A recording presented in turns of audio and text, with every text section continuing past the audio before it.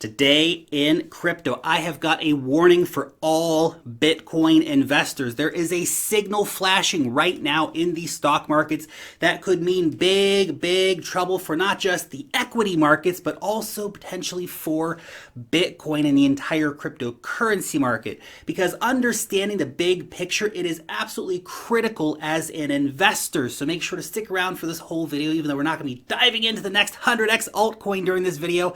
Understanding the big picture and where everything is going is critical as a Bitcoin investor. My name is Lark, and this is where you subscribe for all of the hottest and all of the latest happening out here in the wild land of crypto. Also, a quick reminder that on Wednesday night at 8 p.m. Eastern Time, members of Wealth Mastery will be getting straight to their inbox another value-packed investor newsletter. This week, I look at Ethereum Layer 2 options. I also keep you up to date on the hottest token sales, low cap DeFi coins to keep an eye on, upcoming events. Kelly from Algorand joins us to discuss all of the latest from this blockchain behemoth. DeFi Dad breaks down how to use the Y-Earn vaults for us, gives us some timely reminders on security. Wrecked Capital has got all of the latest technical analysis for Bitcoin and top altcoins. Some of these have been really popping off recently. And Jesse has a research report on the big hype Polkadot DeFi player Mantra DAO. All of that and much more for less than $10 a week. Let my team and I save your time and help keep you ahead of the curve in this crazy market. There's a link down below in the description where you can learn more about becoming a member of Wealth Mastery. Okay, so let's talk about Bitcoin. Bitcoin has broken down from that ascending triangle we have been watching now for the last couple of weeks. Now, we do have an implied price target from this collapse of this structure of around $10,500. Now, that may sound a little bit scary, but actually, that would just be a retest of support. Not really scary at all. In fact, that would still put us in a very bullish position overall for the entire market. I do want to posit this theory for you, though. We could be in for approximately another month to even 6 weeks of sideways action in the market. Assuming, of course, that the stock markets don't totally tank anytime in the near future, which is the topic of the second part of this video, so, an asterisk on that. But have a look at this here. The structure of the run-up from around the time of the halving back in May, it looks incredibly similar to our current market structure. If we are seeing this pattern repeat, then it means that we could have about 4 to 6 weeks of Bitcoin just kind of ranging and being quote unquote boring. Moving between $11,000 and $12,000 potentially for the next few weeks would be pretty cool. And if we do see that happen, then our breakout would potentially carry us up to $13,800. Maybe we'd finally break that line of price resistance from summer 2019, which would be so critical and really just giving even more fuel to the bulls. Now, if we get a similar play out on this pattern, then that is likely to happen around early October for that $13,800 mark. Of course, if Bitcoin does move sideways for 4 to 6 weeks, then altcoins, they are going to boom big time again, which would be awesome. I love altcoin season. By the way, I also want to make you aware of this current airdrop that is going on for PowerTrade. Now, I just want to be clear, this is not a sponsored segment, and I am investing in PowerTrade. So if you want to grab yourself some free tokens, just head over to the PowerTrade website. I will include a referral link down below in the description that you can use if you do want to claim those free tokens, or of course, you can just head over to power.trade and sign up that way as well. You don't need to use the referral link, but you can if you want to. Now, PowerTrade is options trading on mobile for Bitcoin and cryptocurrency. Now, options trading, it's already super popular. We have players like DEBIT, which are seeing just gigantic volumes for their options products, but for the most part, options have been targeted towards the more institutional crowd. But PowerTrade is actually shaking this up by targeting the retail market for their products, which right now is a totally underserved niche for options trading. Power Trade is also backed by some really big names, so it's worth taking a few minutes to run over there, sign up, grab your free coins. You never know, an airdrop can be worth a lot of money sometimes, so it's always worth checking out. Again, there's a link down in the description if you want to check that out. Okay, now on to the main story for today. The US stock market has been hitting new highs over the last week, continuing the theme of just being totally disconnected from reality.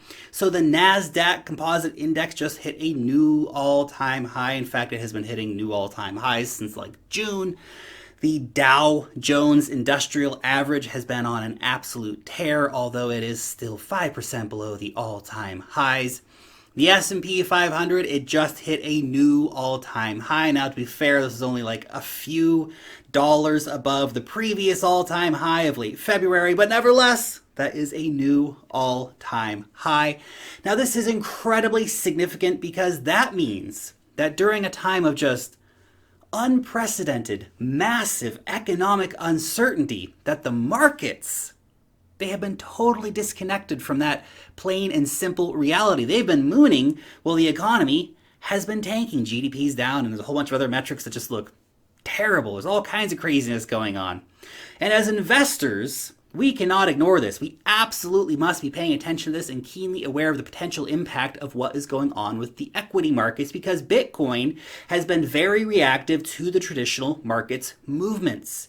You can see here the uncomfortably close relationship of Bitcoin to the S&P 500. Now, it's not currently as correlated as it has been at other times in the previous months, but when the stock market gets into trouble, the crypto markets also tend to get into a bit of trouble. So then, of course, you must ask the question, is the stock market actually in trouble right now?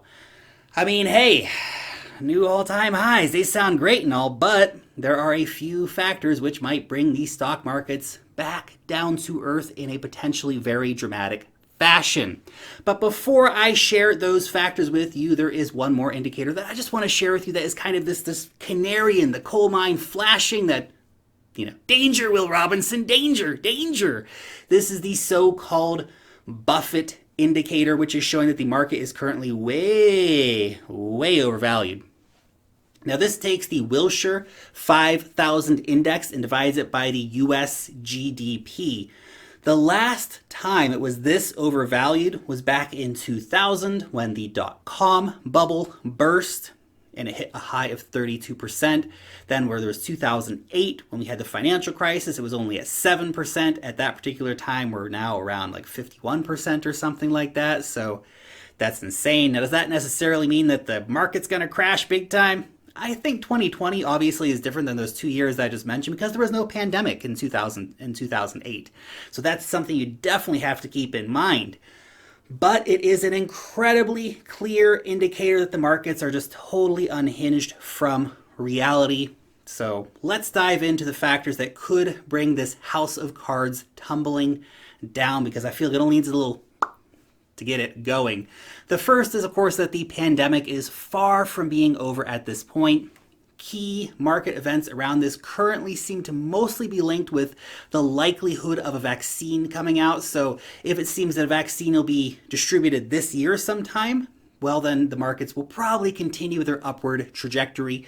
But if it looks unlikely that there will be a vaccine coming to the market very, very soon, then yeah, it's probably going to bring the markets down with it. The greater fear is going to build around the depression and crushingly slow recovery, more fiscal stimulus and all that stuff. So that is a real thing to keep in mind. But anyway, the likelihood of putting all this pandemic craziness behind us as we move into 2021 in a few months, it's actually looking more and more certain. And I think that if that is going to be what happens, the market's just going to absolutely love it and will continue rising up. The second factor to keep in mind is that bankruptcies have been rising throughout the year, and while 40 to 50% of small businesses may shut permanently as a result of the coronavirus, the markets don't really care about that stuff very much, but it's the bankruptcies for bigger businesses like JCPenney and Hertz and Pier 1 that could have bigger repercussions on the markets overall.